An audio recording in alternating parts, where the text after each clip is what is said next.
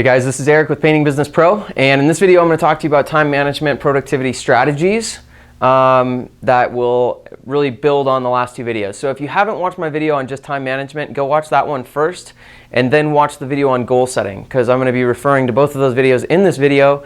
So I'll put little links in the video. You can click directly on these to watch the time management or the goal setting video. So if you haven't watched those first, go watch those first and then watch this one, and that'll make this video a lot more useful. So in the time management video, we talked about the four rules for good time management. 1, write everything down. 2, every week by Sunday, plan your next week. 3, every day, review your day and plan the next day. And 4, use a goals sheet to plan your week every week. In the second video, in the goals video, we talked about how to make this goals sheet. It's a basically it's a Word document or a piece of paper or some physical place that you have all the areas of your life written down with what your goal is in that area of your life. Like, what do you want to achieve? What do you want that area of your life to look like? What's important to you in that area of your life? And what are the actions you need to take every week to get that result in your life? And we use that sheet to plan your week every week. So in this video, I want to actually talk about how do you actually do the planning? Like, how do you do good planning? You know, because there's definitely efficient ways to plan and inefficient ways to plan. And we want to be as productive as we possibly can. We want to squeeze the most juice out of life that we can and out of our business and out of our time, because all we really have is time. So we want to make the very best use of it and incrementally get better and better and better at how we use our time and the results that we get in, with the time that we're putting in. So the first thing we're going to talk about is ABC planning. So imagine we've got our planner out here, our schedule laid out, and we've got our goals sheet, pulled up on our computer right here. So we're looking at our sheet to plan our week. So how do we plan it? How do we begin to plug all this stuff in? Okay, so basically imagine this goals sheet. It's just a giant list of stuff that you need to do and need to plan in. So the first thing is we'll talk about ABC planning. So ABC, A is your A priorities. Those need to be planned in first. And then B's would be planned in second, C's would be planned in third. Okay, so A priorities, A's cannot be moved. They're immovable. So that would be for me, it's my meetings every single Monday. I have Monday meetings that are the same time every single week with all my team. And so those get planned in first. Other things that get planned in first is I have a date night with my girlfriend every Tuesday night at 5 o'clock. That gets planned in. I have a coaching call every Thursday at 4 o'clock. That gets planned in. So these are things that can't be moved. If you were a student in school, these would be classes. If you're a business owner and you meet your crew every single day, then you would that would go in at 8 a.m. every single day. Or maybe the paint store would go in at 7 every single day. And eventually in other videos, we'll talk about increasing productivity and goal setting, because that's not a task I would recommend doing. But if you're doing that for now, going to the paint store and starting your job site every day, that's something that would need to be planned in. Meetings would be planned in. Those would really be the main things. If you have any appointments with customers already set, that would get planned in. So the A's cannot be moved. Those are set times that's just when they are every single week. B priorities are semi-flexible. Okay, so a B priority would be something that maybe you need to plan with somebody else. So it's not in a set time, but you need to, it does take someone else's schedule and yours to align. So that would be setting up estimates. So I would put if I wanted to do 10 estimates in a week, I would block 14 estimate spots in my schedule that I know I can either do estimates. And so there's a decent amount of these. And then a lot of your stuff is going to actually be any time.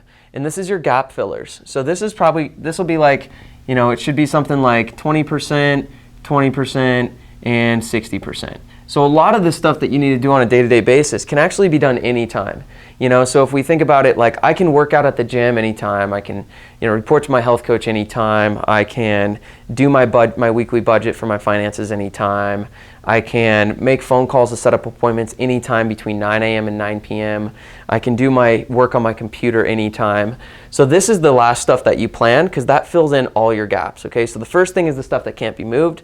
The next stuff is the stuff that's a little less flexible. And then C, the last things that gets planned in is the anytime stuff, the gap fillers, the phone calls, the errands you got to run, all the stuff that you can kind of do on your own time. So that's the order that you want to plan things out. So what we want to do when we're planning our schedule is first put the A stuff into your schedule, and then we want to build out from A. Okay, so imagine, you know, on my Monday, for example, I have a meeting at 9, 10, 11, 1, 2, 3, and 6. So I want to fill this gap, I want to fill this gap. I don't want to start planning stuff beyond that until I have these 2 gaps already filled. On Tuesday, I have a coaching call at 4 o'clock. And so I want to build up from there. So I'll make sure that I don't have any gaps. I don't do anything, and then I have my date night with my girlfriend at 5. So here I move everything up from the 4. So we want to build out from the A's. And the reason for that is because you don't want to get up and work from 8 to 10 and then have a 2-hour break and then have to work again at 12. You want to make sure you block your schedule. So build out from those A's. The next thing is batch similar activities. So things that I would, and so batching is doing all similar things at the same time. So in the painting business, for example, there's a lot of different phone calls to make. There's phone calls to schedule estimates. There's phone calls to follow up on estimates you've already done. There's phone calls to set up interviews for potential employees. There's phone calls to check in with your crews or your team members. And there's phone calls to customers to get the job set up. There's a lot of different phone calls. So batch those all together. If you're going to sit down and do phone calls, do all of them in a 3-hour block. So block that all together. Another thing you might be doing is a lot of running errands and running by job sites and stuff. Block that. Do all your errands at one time and just make your big loop around town all at once. Don't go do something and then come back and do something and then go do something else and then come back and do something, go do something and come back and do something. Go run all your errands, come back, make all your phone calls, come back, do all your stuff on your computer, come back, respond to all your emails while you're at your computer, come back, end your day. So we want to block everything. We want to batch and block, okay? So this would be like calls, we would block, errands, we would block, and honestly estimates. You know, I try to block estimates. So I've got 4 in a row in a day or something like that. So the point is batch things and block them. Like do things in 2 to 4 hour intervals is what you want to aim for. You just don't want to be running all over the place all day long. Next thing is no breaks. So if you start your day at 9 a.m., try and fill it until you're done.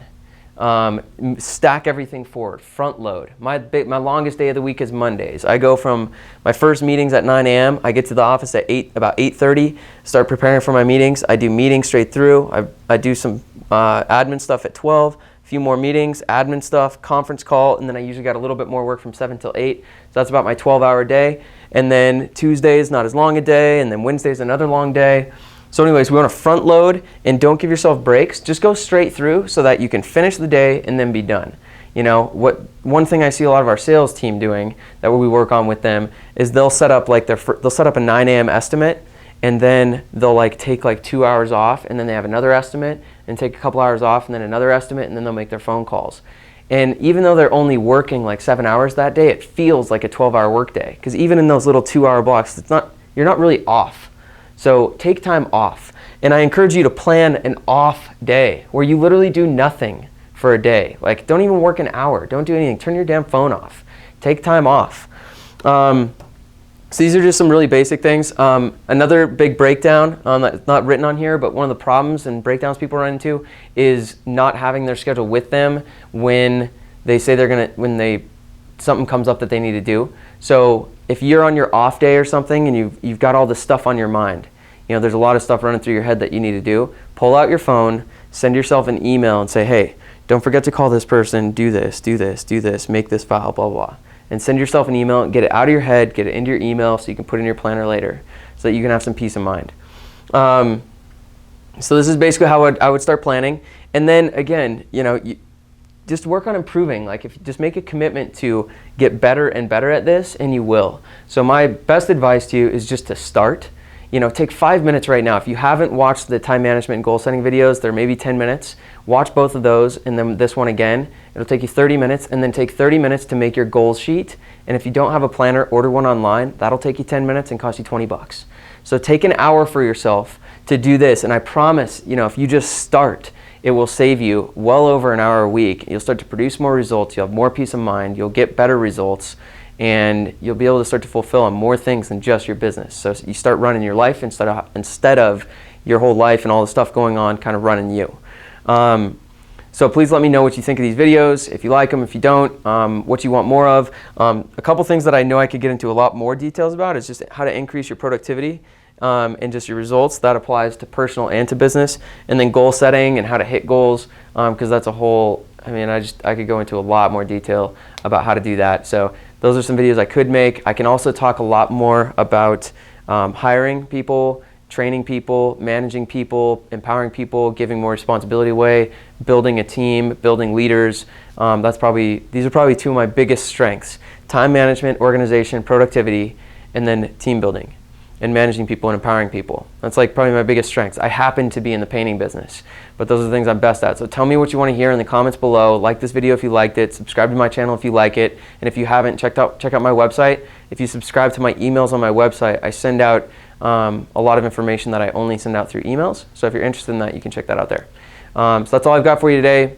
Would love your feedback. Your feedback is what helps me make better videos that are more tailored to what you guys want. So I hope to hear from you, and have a great day and start doing some planning.